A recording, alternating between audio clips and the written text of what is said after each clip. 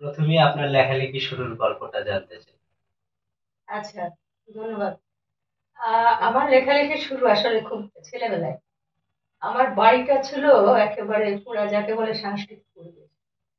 প্রচুর পড়াশোনা হতো আমার বাড়িতে, আর প্রচুর বই যেত আমার বাড়িতে। ছেলেবেলায় আপনি জানেন যে প্রগতি প্রকাশের বই ছিল, যেগুলো মস্কো থেকে বেরোতো বাবা যখন ছোট। তারপর ছোটদের সাইকেল, এই ধরনের বই। তারপর বিখ্যাত বিখ্যাত সব বই, প্রতিবেশীর বই বাক্স, ল্যাজ দিয়ে যায় যে না, এই ধরনের বই আমি ছেলেবেলা থেকে পড়েছি। তো তখনই মনে হতো যে এরা এত ভালো ভালো লিখতে পারে, আমি কিন্তু পারবো না। আর আমাদের বাড়ির পাশে একজন স্বভাব কবি ছিলেন, বিপিন দাস। উনি মানে কবিতা লিখতেন আপন মনে, যেটা কোথাও বেরোতো না। হ্যাঁ, যে তার একটা খুব বিখ্যাত কবিতা ছিল, গুণগাতি গ্রামে জন্ম আমার, গুণ কবিতাই বলিতে পারো, গুণগান যদি ভালো লাগে শুনো, না শুনোই পথ চলিতে পারো। এরা আমাকে প্রচন্ড ভাবে আমার মনের মধ্যে যে একটা মানে লেখার স্পৃহা জাগায়। আর সবচেয়ে বড় যে জায়গাটা, সেটা হচ্ছে যে আমার ভাই বোনেরা সবাই লিখতো। আর আমার মা ছিলেন অসম্ভব রকম পড়ুয়া। তিনি নড়াইলে যে পাবলিক লাইব্রেরি ছিল, ওখানে প্রতি বছর তিনি শ্রেষ্ঠ পাঠিকা হতেন। আচ্ছা। আর সারাদিন আমাদের পলিটিক্যাল পরিবার ছিল। আব্বা অসংখ্য মানুষ নিয়ে আসতেন, মা দিনরাত রান্না করতেন ঘর্মাক্ত অবস্থায়। একটু যখন তার মধ্যে বিশ্রাম পেতেন, তখনই বই খুলে পড়তেন। এই যে মায়ের পড়া, ভাই বোনদের লেখা, এবং অসংখ্য ভালো ভালো বই পড়া, এগুলো দেখে ছেলেবেলা থেকেই আমার লেখার একটা ঝোঁক হয়। এবং তখন থেকেই আসলে আমি লিখতে শুরু করি। আর প্রথম যে ইয়েটা, আমার গল্পটা, হলুদ নদী সবুজ বন, ওটা একেবারেই ছেলেবেলায় বেরোয়। তখন আমি বোধহয় 5-6 পড়ি। আমি আমার ভাইয়ের সাথে, আমার ইমিডিয়েট যে বড় ভাই, ওনার নাম ছিল সাইফ ফাতেউর রহমান, ছিল মানে আছে এখন উনি। ওই সাইফ ফাতেউর রহমান একটা ফোল্ডার কবিতা সম্পাদনা করতো, যেটার নাম ছিল দর্পণে আপন মুখ। তখন কিন্তু ফোল্ডার কবিতা ইয়ে ছিল না, পত্রিকা ছিল না। তো ওটা দুই বাংলায় খুব জনপ্রিয় ছিল। দাদার সাথেও আমি তখন সম্পাদনার কাজও করতাম। ওই পত্রিকাটাতে আমার প্রথম গল্প বেরোয়। এই তো এইভাবে শুরু। প্রথম বই প্রকাশের গল্পটা যদি বলতেন। আচ্ছা, আমি তো লিখছিলাম। তো সমস্ত পত্র-পত্রিকায় লিখতাম। সবচেয়ে বেশি যেটা আমি লিখতাম সেটা হচ্ছে দাদা ভাইয়ের কচিকাঁচার আসর, সংবাদ। তখন একটা পত্রিকা ছিল জনপদ নামে, উঠে গেছে পত্রিকাটা। একটা পাক্ষিক পত্রিকা ছিল পালাবদল। এগুলোতে আমি একদম নিয়মিত লিখতাম। তো এই নিয়মিত লিখতে লিখতে তো আমি তখন এটা তখন 89 মানে 89 সাল। আমি তখন কুমিল্লার ম্যাজিস্ট্রেট। কুমিল্লা থেকে আমি ঢাকায় পাণ্ডুলিপি পাঠালাম। একসাথে দুটো বই, দুটো উপন্যাস। একটা আচ্ছা। হচ্ছে ভালোবাসার মুখ, আর একটা হচ্ছে বিহঙ্গের ডানা। বই দুটোর প্রচ্ছদ করেছিল, ভালোবাসার মুখের প্রচ্ছদ করেছিলেন প্রয়াত সেই বিখ্যাত শিল্পী লুৎফুল হক।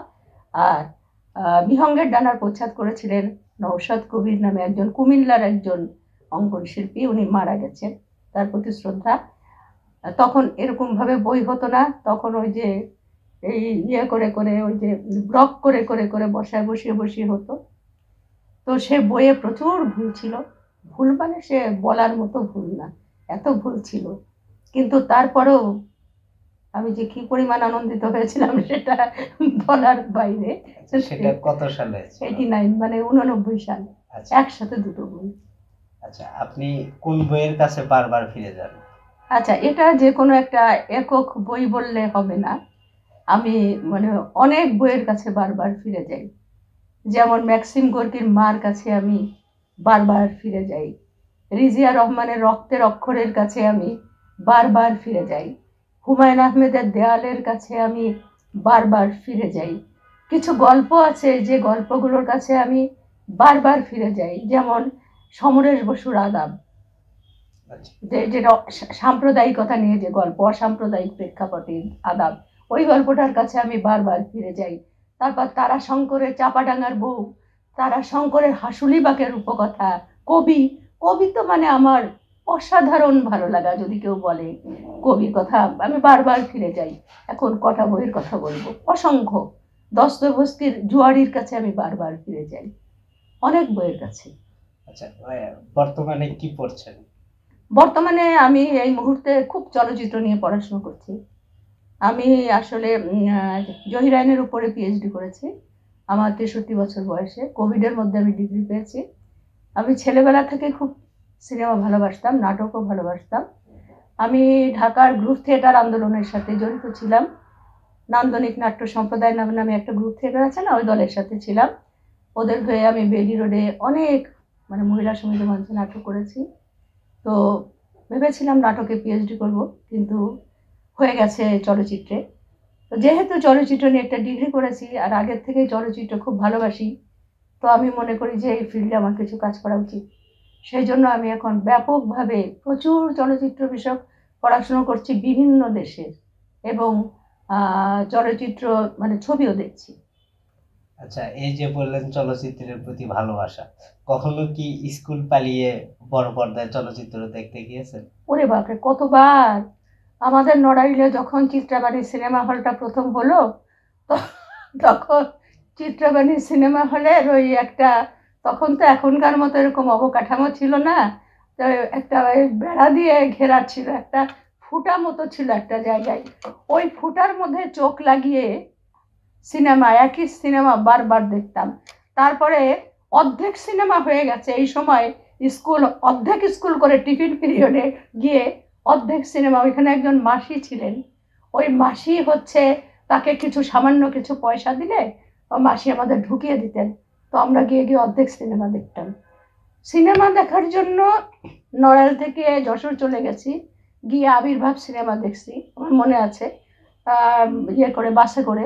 সেই তো তখনকার দিনে সে লক্কর ঝক্কর মুড়ি টিন মার্কা বাস, হ্যাঁ, তো সেই বাসে করে গেছি, আবার ফিরে এসছি।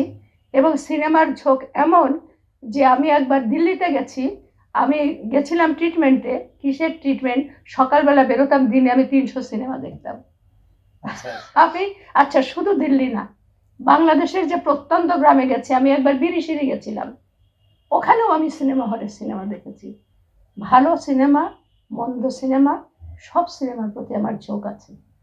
অনেকে বলে না যে শুধু ভালো সিনেমা, শুধু আর্ট ফিল্ম, না, আমি খারাপ সিনেমা দেখতেও ভালোবাসি, কারণ আমি খারাপ সিনেমা না দেখলে কোনটা ভালো আমি বুঝবো কি করে। এই আর কি। সিনেমা দেখতে গিয়ে বাবার বকুনি খাওয়া? খুব একটা না, কারণ আমার বাড়িটা খুব আগেই বলেছি খুব উদার, এবং খুবই সাংস্কৃতিক পরিবেশ। আর আমার বাবা জীবনে কোনোদিন কোনো ছেলে মেয়েকে বকাঝকা করে নাই। আমার বাবা এবং মা জীবনে কোনোদিন ছেলে মেয়েকে পড়াশোনা করার জন্য জোর জবরদস্তি করে নাই, কখনো না। বরং আমার মা বলতো, এত সকালে উঠছো কেন, আর একটু দেরি করে ওঠো। এটা একটা ব্যতিক্রম। কিন্তু তার এই নয় যে আমাদের কোনো ভাই বোন পড়াশুনো করেনি বা আমরা লেখাপড়ায় খারাপ হয়েছি। আমরা সবাই নিজেদের মতো করে আমরা জানতাম যে আমাদের পড়তে হবে, আমাদের ভালো রেজাল্ট করতে হবে, আমাদের দাঁড়াতে হবে। না, আমরা বাবা মার বকুনি কোনো কিছুতেই কোনোদিন খাইনি, এবং সেই ধারাবাহিকতাটা এখনো আছে। আমি আমার ছেলে মেয়েদের কোনো কিছুতে বকি না, কোনো কিছুতে কোনো বাধা দিই না, আমি তাদের মতো করে আমি তাদেরকে বড় হতে দিই। আচ্ছা, তাহলে আমরা দেখলাম আপনার পুরো পরিবারে আর কি লেখালেখির সাথে সম্পৃক্ত, এমনকি রাষ্ট্রীয় গুরুত্বপূর্ণ কয়েকটি পুরস্কারও পেয়েছেন। এ সম্পর্কে যদি একটু বিস্তারিত বলতেন। আচ্ছা, আমার বড় ভাই, উনি SBM মিজানুর রহমান, ওনাকে আসলে সাইফ মিজান নামে সবাই চেনে। উনি কিন্তু অসম্ভব ভালো একজন লেখক ছিলেন। 60-এর দশকে একেবারে নিয়মিত ইত্তেফাকে উনি লিখতেন, গল্প লিখতেন, এবং সমস্ত পত্রপত্রিকায় উনি লিখতেন। উনি ছিলেন ফজলুল হক হলের সাহিত্য সম্পাদক। আমার বড় ভাই একজন CSP অফিসার ছিলেন। উনি 71 সালে পিরোজপুরে ট্রেজারি অফিসার ছিলেন। ট্রেজারির সমস্ত অস্ত্র শস্ত্র গোলা বারুদ উনি মুক্তিযোদ্ধাদের দিয়ে দিয়েছিলেন। 6 মাসের টাকা দিয়ে দিয়েছিলেন যাতে তাদের পরিবারগুলো চলতে পারে। এই যে কাজগুলো উনি করলেন, তারপর তার তো যেহেতু সে সিভিল অফিসার ছিলেন, তার ট্রেনিং ছিল।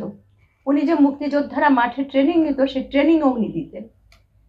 তো যে কারণে আর আগের থেকে উনি চিহ্নিত ছিলেন। উনি আপনার ছাত্রলীগ সেন্ট্রাল কমিটিতে ছিলেন চাকরিতে আসার আগে। মোনায়েম খানের কনভোকেশনের সময় উনি একবার ওই যে যখন স্নাতকপত্র নিতে আসে ইউনিভার্সিটিতে, উনি মোনায়েম খানের গাড়ি লক্ষ্য করে ইট ছুঁড়েছিলেন। পরের দিন সেই ছবিটা সমস্ত জাতীয় দৈনিকে ছাপা হয়েছিল। তখন থেকেই তাকে রাষ্ট্রদ্রোহী হিসেবে চিহ্নিত করে রাখা হয়। তা দাদা যে এই সমস্ত কাজ টাজ করছে, এটা তো পাকিস্তানিদের কানে চলে গেল। তা সেটা ছিল 1971 সালের 5ই মে। তখন যুগপথ 3 দিক থেকে আক্রমণ হলো পিরোজপুরে। দাদাকে ধরে ফেললো। প্রথম দিকে প্রতিরোধ যুদ্ধে কিছুক্ষণ হয়েছে, তারপর আর পারে নাই অত বন্দুক গোলাগুলির সামনে। তো দাদাকে ধরে ফেললো। তারপরে মানে যে মর্মান্তিক হত্যাকাণ্ডগুলো হয়েছে মুক্তিযুদ্ধের সময়, তার একটা আমার পরিবারের আমার ভাইকে একটা জিপের চাকায় বেঁধে পুরা শহর ঘুরিয়ে একেবারে ক্ষতবিক্ষত করে বরেশ্বরের তীরে নিয়ে দাঁড় করিয়ে তাকে বলেছে যে বল পাকিস্তান জিন্দাবাদ, সে বলেছে জয় বাংলা। তাকে একদম বুলেটে বুলেটে ঝাঁঝরা করে দিয়েছে। তারপর তাকে বরেশ্বরে ফেলে দিয়েছে। ফেলে দেওয়ার পরে আমরা তার ডেড বডি পাইনি। তার বয়স ছিল মাত্র 28 বছর। সে নড়াইল জেলার সবচেয়ে কনিষ্ঠ বুদ্ধিজীবী। তো 2014 সালে প্রথম 2096 সালে তার নামে স্মারক ডাক টিকিট বেরোয়। 2014 সালে দাদাকে সরকার স্বাধীনতা পুরস্কারে ভূষিত করে। আর আমার বাবা হচ্ছে, উনি ছিলেন প্রথম ভাষা সংগ্রাম কমিটির নড়াইলের যে সেটা সভাপতি। 144 ধারা ভঙ্গ করে জেল কেটেছিলেন। আরও অনেক কাজ করেছেন। মুক্তিযুদ্ধ সংগঠন ছিলেন, তেভাগা আন্দোলনের আইন পরামর্শক ছিলেন। ওনাকে 2021 সালে ওনাকে 21শে পদকে ভূষিত করেছে। একটা জিনিস হচ্ছে যে বোধহয় খুলনা ডিভিশনে, আমি জানি না, পুরো বাংলাদেশের কথা বলতে পারবো না, হয়তো অনেক বড় সাংস্কৃতিক পরিবার যারা সেই সমস্ত পরিবারে থাকতে পারে, কিন্তু আমার জানা মতে খুলনা ডিভিশনে কোনো পরিবার নাই যে পরিবারে এতগুলো রাষ্ট্রীয় পদক আছে। আমার ভাইয়ের স্বাধীনতা পুরস্কার, আমার আব্বার 21শে পদক, আমার বাংলা একাডেমি সাহিত্য পুরস্কার এবং বেগম রোকেয়া পদক। নড়াইলের লোক খুব গর্ব করে আমাদের নিয়ে। এটা হচ্ছে ভালো লাগে যে ওরা খুব বলে কথাটা। এই 2 দিন আগেও একটা ছেলে বলছিল যে ইতিহাসটা লিখে রাখা দরকার। আপনি তো প্রচুর লিখেছেন, লিখতে গিয়ে কখনো থেমে গিয়েছেন বা মনে হয়েছে লিখতে পারছেন না? অনেকবার, কিন্তু সবার হয়, কার হয় না? কোন লেখকের হয় নাই?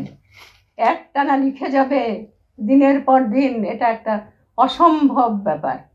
বহুবার থেমে গেছি, এবং যখন থেমে গেছি তখন এত হতাশাগ্রস্ত হয়েছি, মনে হয়েছে আমাকে দিয়ে আর কিছু হবে না, আমার বোধহয় সব শেষ হয়ে গেল। রাতের পর রাত না ঘুমিয়ে কাটিয়েছি।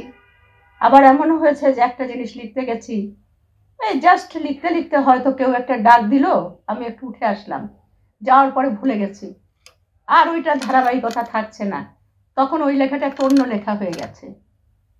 কখনো এমন হয়েছে যে লেখার মধ্যে একটা ব্রেক এসছে, ওই ব্রেক আসাতে ওই লেখাটা ভেঙে 2টো লেখা হয়ে গেছে। তো এরকম তো বারবারই হয় যে একটানা আমি লিখবো, যে লিখেই যাব, কখনো ছেদ পড়বে না। আমার মনে হয় এরকম বাংলাদেশে এরকম লেখক, বাংলাদেশ কেন পৃথিবীর ইতিহাসেই এরকম হয় না। জীবনের ঠিক কতটা পথ সংগ্রাম করে এগিয়েছেন বলে মনে করেন? মারাত্মক, মারাত্মক। আমার পরিবার থেকে যদিও আমাকে সবসময় লেখালেখিতে উৎসাহিত করা হয়েছে, এটা আমার উভয় পরিবার, আমার পিতার পরিবার এবং আমার হাজব্যান্ড। তার কথা না বললে খুব অন্যায় হবে, কারণ আমার হাজব্যান্ড এতই একটা অসাধারণ মানুষ ছিল যে সে আমার সামনে পুরোটা দিগন্ত খুলে দিয়েছিল। ওনার নাম ছিল লতিফুর রহমান। উনি মারা গেছেন 2014 সালে। তো উনি সব সময় আমাকে উৎসাহিত করেছেন। আর একটা জিনিস ছিল যে প্রচণ্ড রকমের পণ্ডিত মানুষ ছিলেন তিনি। তার যেমন পড়াশোনা, বিজ্ঞানের ছাত্র ছিলেন, কিন্তু তার যেমন পড়া ছিল বিজ্ঞানে, সেরকম পড়া ছিল সাহিত্যে, এবং নিজেও প্রচুর লিখতেন 2 ভাষাতেই। তো আমাকে প্রচণ্ডভাবে উৎসাহিত করেছে সে। আমার ছেলে মেয়েরা আমাকে লেখার জন্য যে পরিমাণে স্পেস দিয়েছে সেটা কল্পনাতীত। এই গল্পগুলো শুনলে মনে হয় যে আমার জীবনে লেখার জন্য কোনো স্ট্রাগল নাই, কিন্তু না, অসম্ভব স্ট্রাগল আছে। কীরকম স্ট্রাগল আছে? আমার স্টুডেন্ট লাইফে বিয়ে হয়েছে ইন্টারমিডিয়েট পাস করার পর। আচ্ছা। আমার MA পড়তে পড়তে আমার সন্তান হয়েছে 2 পরীক্ষার গ্যাপের মধ্যে। তারপরে আমি চাকরিতে ঢুকেছি। চাকরি জীবনেও আমি পড়াশুনো করেছি, লেখালেখি করেছি, সামাজিকতা করেছি। সকাল তখন 7:30টার সময় অফিস ছিল। সকাল 7:30টার মধ্যে আমাকে সারা বাড়ি রান্না করে রেখে, বাচ্চাদের টিফিন গুছিয়ে, অনেক সময় আমার বাচ্চাকে স্কুলে ড্রপ করে দিয়ে আমাকে যেতে হয়েছে। আচ্ছা আচ্ছা, অফিসে আমার যারা কলিগ তারা বলেছে, আরে ও তো একটা কবি, ও তো অফিসার, ভালো অফিসার না। আমার মন্ত্রী আমাকে দেখে বলছে, এই তুমি কি এখন এই বিকেলবেলা অফিসে আসলে? কবি, কবি আর গল্পকারও বোঝে না তো রাজনীতিবিদরা। তো বলে যে তুমি কি এখন আসলে, তুমি একটা কবি? কোনো অ্যাপ্রিসিয়েশন নাই, আচ্ছা একজন দুজন বাদে। অর্থাৎ লেখার জন্য কর্মক্ষেত্রে অনেক বিরূপ অবস্থার সম্মুখীন হতে হয়েছে আমাকে। আচ্ছা আর যেটা বললাম স্ট্রাগলটা, যে প্রচুর খাটতে হয়েছে আমাকে, আমি পড়ার সময় পাইনি। একটা লেখককে তো লিখতে হলে প্রচুর পড়তে হয়, আমি সেই সময়টা পাইনি। অবিশ্রান্ত এর মধ্যে আমাকে দেখা যাচ্ছে আমি সমস্ত অধিকাংশ সময় বাসায় কোনো গৃহকর্মী থাকে নাই, সমস্ত কাজকর্ম করেছি, সেই কাজকর্মের পরে এসছি পরিশ্রান্ত, আবার রান্নাঘরে ঢুকছি, তারপরে ওই কাপড়ে গিয়ে আমি বসে লিখতে বসে যাচ্ছি। হয়তো আমি মানে কাজ করতে করতে অফিসে ওই কাজের মধ্যে একটু ফুরসত পেয়েছি, সেখানে আমি একটা কলাম লিখে ফেলেছি, যেগুলো সহজ লেখা। কিন্তু গল্প তো এইভাবে হয় না, উপন্যাস তো এইভাবে হয় না, কাজে স্ট্রাগল প্রচুর। এটা মানে আমরা নারীদের লেখালেখির ক্ষেত্রে বাধা বলতে শুধুমাত্র পারিবারিক বাধাটা বুঝি না, বহুবিধ সামাজিক ট্রমা, বহুবিধ সামাজিক সমস্যা আছে নারীদের, আমি সেইগুলো ফেস করেছি, এখনো ফেস করি। পরশুদিন একজন আমাকে বলেছে যে এরকম, আরে আরে আমি তো সরি, আর আমি তো তোমাকে ফলো করতাম এক সময়, তুমি সেই যে কত সেই ছেলেবেলার থেকে এত ভালো ভালো ভালো লিখতে। তিনি দুবার সচিব ছিলেন, একজন সচিব, আমাকে বলছেন যে আমি তো তোমাকে ফলো করতাম। তারপর একদিন আমার মনে হলো কি হবে ওকে ফলো করে, লেখালেখি করে কি হয়, আচ্ছা ডিমোরালাইজড, অর্থাৎ আপনাকে হতাশ করে দেবে। এই ধরনের স্ট্রাগল, অনেক স্ট্রাগল এখনো করছি। আচ্ছা পুরস্কার প্রাপ্তি একজন লেখকের কতটুকু দায় বাড়ায়? অনেকটাই দায় বাড়ায়। পুরস্কারটাকে আমি আসলে খুব একটা বিশেষ কিছু মনে করি না, এটা বললে আবার যারা পুরস্কার দিয়েছে তারা অসন্তুষ্ট হবে। পুরস্কার আমি পেয়েছি, পুরস্কারটাকে আমি মাথায় রাখি, তারা আমাকে রিকগনাইজ করেছে, তারা আমার কাজের স্বীকৃতি দিয়েছে, সেটা একটা অনেক বড় ব্যাপার। কিন্তু আমি পুরস্কার পেয়ে গেলাম বলেই যে আমি একটা বিশেষ কিছু হয়ে গেলাম, আর পুরস্কার না পেলে আমি কিছু না, এই জিনিসটা আমি মনে করি না। যে কারণে যারা পুরস্কারের জন্য উন্মাদের মতো ছোটে, আমি মনে করি তারা খুব বোকা। কারণ ওই সময়টা না ছুটে তারা যদি লেখালেখি করতো, কিছু কাজে আসতো। তো পুরস্কার পেয়েছি অবশ্যই, যেহেতু লোকজন, আমার পাঠকেরা বিশেষ করে, তারা জানে যে আমি পুরস্কার পেয়েছি, তারা আমার কাছ থেকে আরো ভালো কিছু আশা করে। অবশ্যই আমার দায় বেড়েছে এবং সেটা আমি পূরণের চেষ্টা করব। কিন্তু পুরস্কার না পেলেও আমার পাঠকদের প্রতি আমার দায় আছে, আমি পাঠকদের জন্যই তো লিখি। তো কাজেই আমার পাঠকদের সন্তুষ্টি আমার কাজ। আমাকে কে কয়টা পুরস্কার দিল না দিল এটা বড় কথা না। আমার যখন একটা লেখা ছাপা হয়, আমি প্রতিদিনই লেখা ছাপা হলে, বাংলাদেশ প্রতিদিন আমার একটা কলাম ছাপা হয় প্রতি মঙ্গলবার, ওই কলামটা ছাপা হলে আমি একেবারে ওই দিন অন্তত 3-4টে ফুল পাই। তো এগুলো আমার কাছে, এই প্রতিক্রিয়াগুলো, পাঠকের প্রতিক্রিয়াগুলো আমার কাছে পুরস্কারের থেকে দামি। তো তাদের প্রতি আমার দায়িত্ব আছে। মানহীন বই বলতে কি বোঝেন? এটা কিভাবে নিয়ন্ত্রণ করা যায়? মানহীন বই মানে ধরেন এখন যেটা হয়েছে যে আমাদের দেশে প্রত্যেকে লেখক হতে চায়, এটা একটা কেমন কথা। প্রত্যেকে কবি হতে চায়, প্রত্যেকে মনে করে যে একটা বই থাকলে তার একটি স্ট্যাটাস বাড়ে।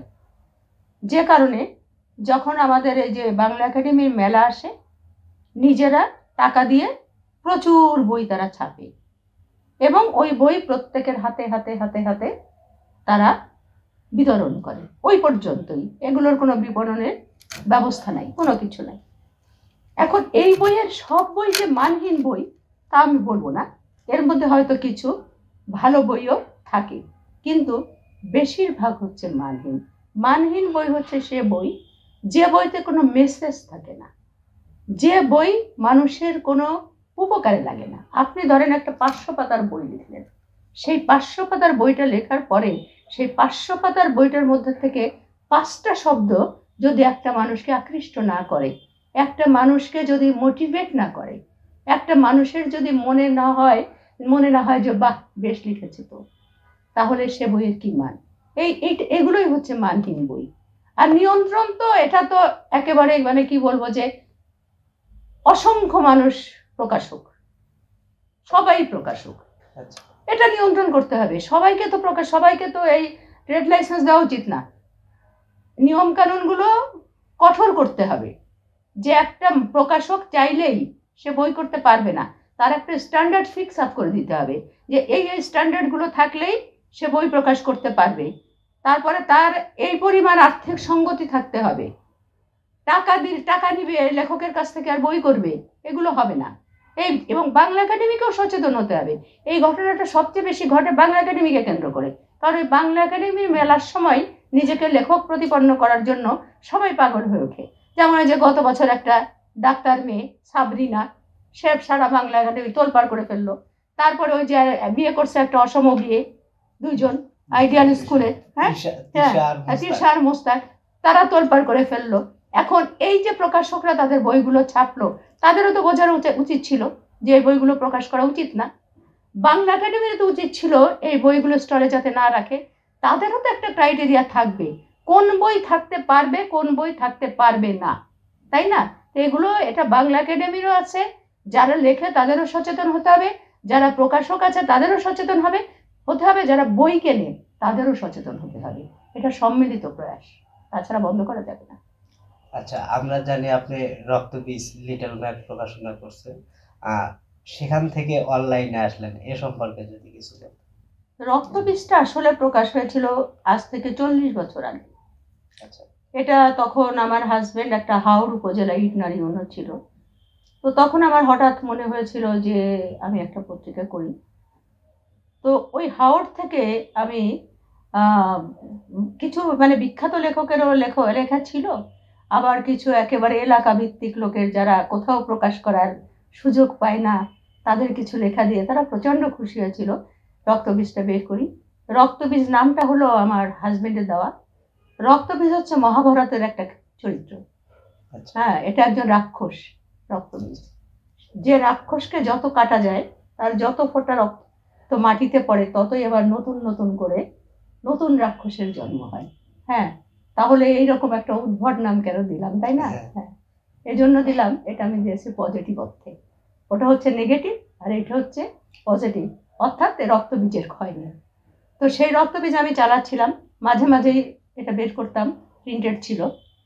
কিন্তু আমার পক্ষে তো একটা প্রিন্টেড পত্রিকা বছরের পর বছর চালানো, এটা আর্থিক সংশ্লিষ্টতা আছে, আমার পক্ষে বিজ্ঞাপন জোগাড় করা সম্ভব না, নানান রকমের প্রতিকূলতা, আমার কোনো জনবল নাই।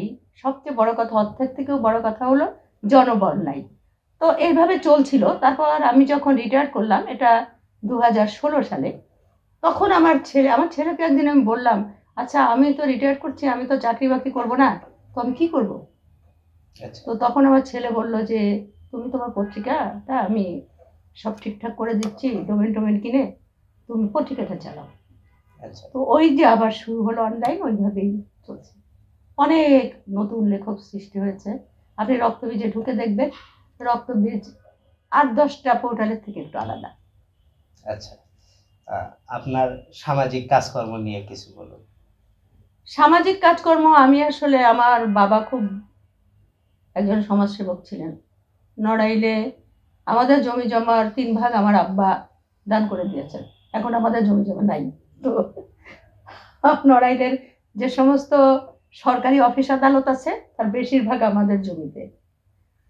তো যেটা হয়েছে যে ওই যে একটা রক্তের একটা ধারাবাহিকতা থাকে না, তো ওটা আমার মধ্যে আগে থেকেই ছিল। আমার একটা ফাউন্ডেশন আছে আমার ভাইয়ের নামে, এটা 2001 সালে রেজিস্ট্রেশন করা, শহীদ সাহিব মিজানুর রহমান স্মৃতি ফাউন্ডেশন। ওই ফাউন্ডেশনের ব্যানারে আমি প্রতি বছর আমার নড়াইল এলাকার মেধাবী এবং দুস্থ ছাত্রদেরকে আমি স্কলারশিপ দিয়ে থাকি। GPA 5 যারা পায় তাদের স্কলারশিপ দিয়ে থাকি, ঢাকা বিশ্ববিদ্যালয়, বুয়েট, বিভিন্ন বিশ্ববিদ্যালয় এদেরকে। আর আমার বাবার নামে আমি একটা স্কলারশিপ দিয়ে থাকি। আমার হাজবেন্ড যে স্কুলে পড়েছে, ওই স্কুলে সে মানে অত্যন্ত ভালো রেজাল্ট করেছিল, যার রেজাল্ট আজ পর্যন্ত কেউ ভাঙতে পারেনি। ওই স্কুলটা এখন সরকারি হয়ে গেছে। তারপরে ভুয়াপুর পাইলট স্কুল, ওই স্কুলে আমি প্রতি বছর বৃত্তি দিয়ে থাকি। এই কাজগুলো আমি নিয়মিত করি। আমার কোনো ফান্ড নাই, এটা আমি নিজের থেকে করি আমার সীমিত সামর্থ্যের মধ্যে। এছাড়াও আমি বিভিন্ন সময় হয়তো কোথাও শুনলাম যে কেউ একজন অসম্ভব রকমের অসুস্থ, চাইলেই দিই না, যাচাই করি, সেখানে তাদেরকে আমি টাকা পয়সা দিই। কারো ছেলে মেয়ে স্কুলে ভর্তি হতে পারছে না, বই কিনতে পারছে না, এই ধরনের আর কি টুকিটাকি। বা ধরেন ইফতার বিতরণ করি বস্তিতে, বা গরিব ছেলে মেয়েদের জামা কাপড় দেওয়া, বা তাদের কিছু বইপত্র দেওয়া, রঙিন বইপত্র, এই সমস্ত এ ধরনের কাজ আমি করে থাকি। আচ্ছা, উন্মেষ সাহিত্য সাময়িকীর পাঠকদের উদ্দেশ্যে যদি কিছু বলতেন। উন্মেষ সাহিত্য সাময়িকীর পাঠকদের উদ্দেশ্যে আমার একটা কথাই বলার, যে আপনারা পড়ুন, পড়তে হবে, না পড়লে হবে না। একমাত্র পড়াই একজন মানুষকে সব দিক থেকে, মনে, মননে, মগজে সব দিক থেকে উন্নত করে। আপনারা পড়ুন, আপনারা বিনয়ী হন, আপনারা যত বিনয়ী হবেন তত বড় হবেন। এইটুকু। ধন্যবাদ।